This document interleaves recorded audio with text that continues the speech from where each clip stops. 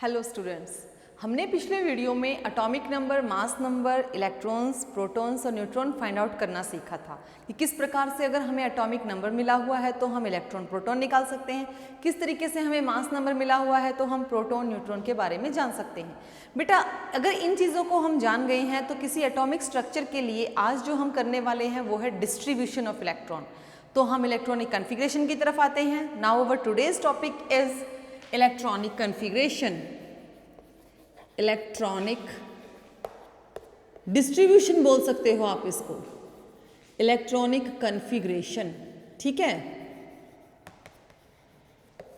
Actual में electronic configuration या distribution है क्या? It is the arrangement of electron, the arrangement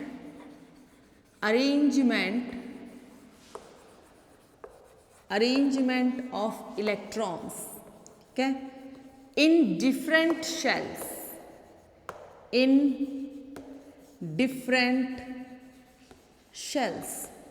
अलग अलग शेल्स में इलेक्ट्रॉन्स का अरेंजमेंट ही इलेक्ट्रॉनिक कन्फिग्रेशन या इलेक्ट्रॉनिक डिस्ट्रीब्यूशन कहलाता है। लेकिन अगर हमारे पास अलग अलग शेल्स हैं, अगर हमारे पास अलग अलग इलेक्ट्रॉन है या बहुत सारे इलेक्ट्रॉन हैं, तो हम उनका डिस्ट्रीब्यूशन कैसे करते हैं? इनके लिए कुछ पॉइंट्स हैं, कुछ बातें हम समझते चलेंगे। सबसे पहले according to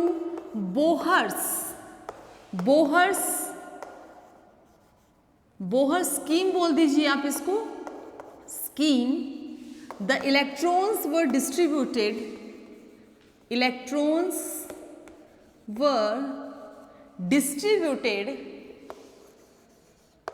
distributed on the formula या distributed by the formula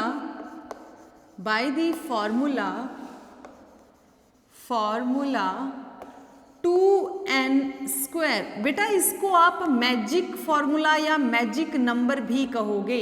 it is also called magic number. इस फॉर्मूले के अकॉर्डिंग हम शेल्स में इलेक्ट्रॉन्स का डिस्ट्रीब्यूशन करते हैं। मैं वापस से अपने पिछले वीडियोस की तरफ आपका ध्यान देना चाहूँगी। बेटा, हमने अपने रिसेंटली वीडियोस में एक जो है थ्योरी की थी, बोहर्स थ्योरी, जो हमें शेल्स का डिस्ट्रीब्यूशन दे रही थी। वी जस्ट लाइक दिस कि हमने पहली शेल को नाम दिया था K, दूसरी शेल को हमने नाम दिया था L। इस प्रकार से हमने कहा था कि ये ऑर्बिट हैं और ऑर्बिट्स का दूसरा नाम था एनर्जी लेवल और शेल। ठीक है, तो अब बात जो हम यहाँ पढ़ने वाले हैं वो कि एक ऑर्बिट में कितने इलेक्ट्रॉन मैक्सिममली आ सकते हैं। तो बेटा, इसका जो मतलब कौन डिसाइड करता है कि कौन सी शेल में कितने इलेक्ट्रॉन आएंगे, ये जो डिसाइड किया जाएगा वो इस मैजिक फॉर्मूले या नंबर से होगा। देखिए कैसे। सपोज मैं पहली शेल, फर्स्ट शेल की बात करूं, फर्स्ट शेल कौन सी है बेटा? K है। अगर मैं K शेल की बात करूं तो K में कितने इलेक्ट्रॉन आ सकते हैं? पहली शेल है ना, इसको नंबर 1 दिया गया है। अब इस फॉर्मूले को लगाएंगे 2n²। n क्या है? Number of shell. यहां पर n कौन सा है बेटा? Number of shell. कौन सी शेल है? कितने नंबर की शेल है? अब फर्स्ट नंबर की शेल है तो 2 इंटू में 1 का स्क्वायर, 2 इंटू में 1 का स्क्वायर तो 1 ही होता है, तो 2 इंटू में 2, तो कितने इलेक्ट्रॉन आने चाहिए पहली शेल में? 2 इलेक्ट्रॉन। बेटा, ये जो नंबर है ये मैक्सिमम इलेक्ट्रॉन्स का है। यहाँ पर मैक्सिमम इलेक्ट्रॉन है ये 2, यानी कि पहली शेल में मैक्सिमम आपके 2 ही इलेक्ट्रॉन आएंगे। ठीक है, अब बेटा इसी में आते हैं, अगर हम सेकंड शेल की तरफ पहुंचते हैं। सेकंड शेल हमारी है L शेल, इसका नंबर है 2। फॉर्मूला लगाएंगे 2n², 2 इंटू में 2 का स्क्वायर। ध्यान देंगे बेटा, 2 इंटू में 2 का स्क्वायर कितना होता है? 2 का स्क्वायर कितना होता है? 4 2 जा 8। तो दूसरी शेल में मैक्सिमम कितने इलेक्ट्रॉन्स आएंगे? 8 इलेक्ट्रॉन्स आएंगे। मैक्सिमम इलेक्ट्रॉन्स की बात हो रही है, तो यहाँ पर कितने इलेक्ट्रॉन्स आ गए? 8 इलेक्ट्रॉन्स। ठीक है, तो इस तरीके से हम तीसरी शेल में, चौथी शेल में, अलग अलग शेल्स में 2n² के अकॉर्डिंग इलेक्ट्रॉन्स की फिलिंग करते हैं। जब तक 8 इलेक्ट्रॉन नहीं आ जाते, बेटा इस बात को बहुत ही ध्यान से सुनना, जब तक किसी शेल में 8 इलेक्ट्रॉन नहीं आ जाते वो शेल और वो एटम स्टेबल नहीं होता। हम ये कह सकते हैं कि आखिरी शेल यानी कि वैलेंस शेल, जिसको हम वैलेंस शेल कहेंगे, वैलेंस शेल में मैक्सिमम 8 इलेक्ट्रॉन होने ज़रूरी हैं। जैसे ही 8 इलेक्ट्रॉन भरे जाएंगे अगली शेल बन जाएगी, नेक्स्ट शेल तैयार हो जाएगी। ऐसे ही तीसरी शेल में 18, फिर 32, फिर 64, ऐसे करते करते हम नंबर ऑफ इलेक्ट्रॉन्स को फिल कर सकते हैं। बट ये कंडीशन है कि आखिरी मैक्सिमम इलेक्ट्रॉन 8 होने ज़रूरी हैं किसी भी एटम को स्टेबल होने के लिए। तो इस तरीके से हम डिस्ट्रीब्यूशन कर सकते हैं। अब इस डिस्ट्रीब्यूशन को अगर आपको रिप्रेजेंट करने के लिए बोला जाए कि आपको कोई एटम दे दिया, आप एटम जानते हैं ना, आपको कोई एटॉमिक नंबर दे दिया, ठीक है, एटॉमिक नंबर को इस तरीके से, इसको बोलते हैं इलेक्ट्रॉन डॉट स्ट्रक्चर, इस तरीके से रिप्रेजेंट करके बताइए और लिखकर दिखाइए उसकी इलेक्ट्रॉनिक कॉन्फ़िगरेशन क्या है। तो आइए कुछ एग्जांपल्स के साथ हम इनकी इलेक्ट्रॉनिक कॉन्फ़िगरेशन और इलेक्ट्रॉन डॉट स्ट्रक्चर सीखते हैं।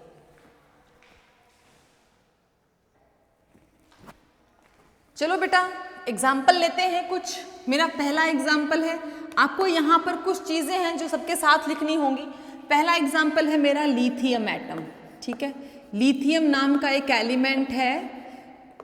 ये एग्जाम्पल मैंने लिया है, इसका बेटा एटॉमिक नंबर जो है वो 3 है, ठीक है। आप एटॉमिक नंबर पे ही कंसंट्रेट करेंगे क्योंकि इलेक्ट्रॉन के डिस्ट्रीब्यूशन के लिए मुझे मास नंबर नहीं चाहिए, मुझे क्या चाहिए, एटॉमिक नंबर।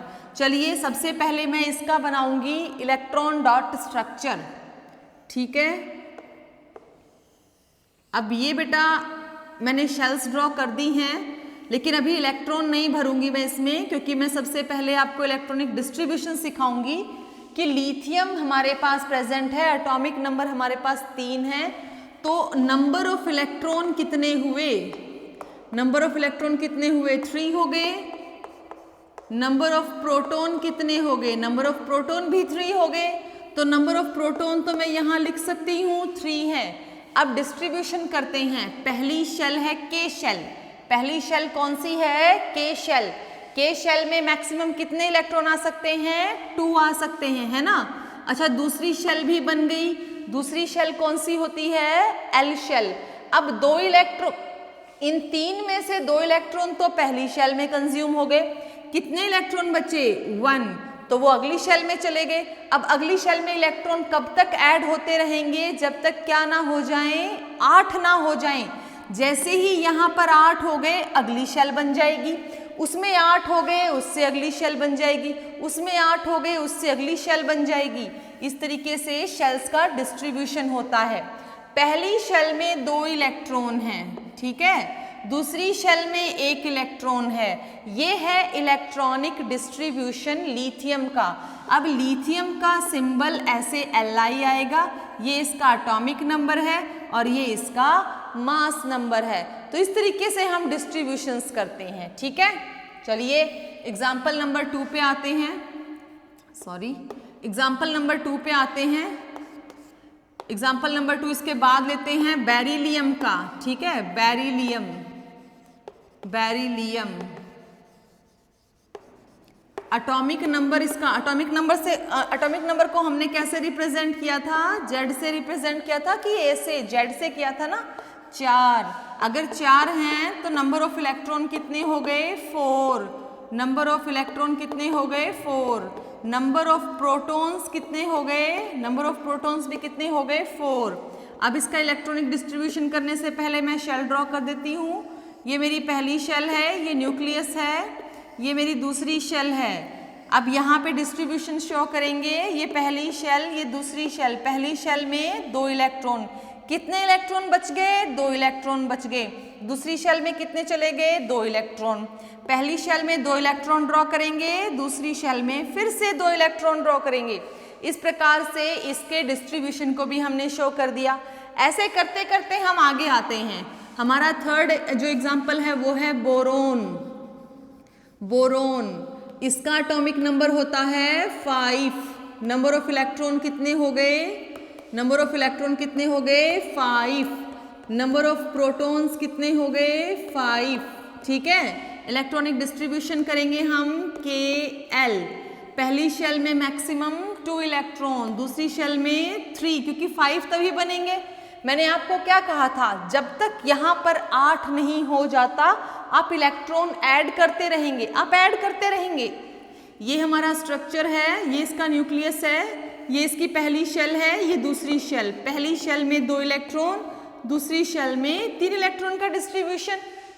ठीक है, फोर्थ एलिमेंट हमारे पास होगा कार्बन। ठीक है, एटॉमिक नंबर इसका होगा 6, नंबर ऑफ इलेक्ट्रॉन्स होंगे इसके भी 6, नंबर ऑफ प्रोटॉन्स होंगे इसके भी 6। Now the distribution is KL 2 4। ठीक है, ये इसका इलेक्ट्रॉन डॉट स्ट्रक्चर हम बनाएंगे। ये पहले शेल में 2 इलेक्ट्रॉन, दूसरी शेल में इसके 4 इलेक्ट्रॉन। बेटा इस लास्ट शेल को ही कहते हैं वैलेंस शेल, आखिरी शेल को ही कहेंगे वैलेंस शेल। और जो लास्ट शेल में इलेक्ट्रॉन्स होते हैं इनको कहते हैं वैलेंस इलेक्ट्रॉन्स। ठीक है, valence shell and valence electrons. इसकी वैलेंस इलेक्ट्रॉन कितने हैं? 3। इसके वैलेंस इलेक्ट्रॉन कितने हैं? 4। इसके कितने हैं? 2। इसके कितने हैं? 1। अब यहीं से निकलकर आती है वैलेंसी। शायद हमने पिछले चैप्टर में भी ये बात पढ़ी है कि वैलेंसी क्या है? The combining capacity of an element. जब तक किसी एलिमेंट के वैलेंस शेल में 4 इलेक्ट्रॉन रहेंगे उसकी वैलेंसी वही होगी जितने उसके वैलेंस इलेक्ट्रॉन हैं। ये बात याद रखने वाली है। जब तक किसी एलिमेंट की वैलेंस शेल में 4 वैलेंस इलेक्ट्रॉन रहेंगे वही उसकी वैलेंसी रहेगी। यानी we have no need to change the valence electron. हमें यहाँ कुछ चेंज नहीं करना है, हम इनको ही इनकी वैलेंसी कहेंगे। ठीक है, लेकिन अगर 4 से ज़्यादा हो जाएं, 5, 6, 7 हो जाएं, अभी मैं बनाती हूँ, अकबर आप इनको ड्रॉ कर लीजिए।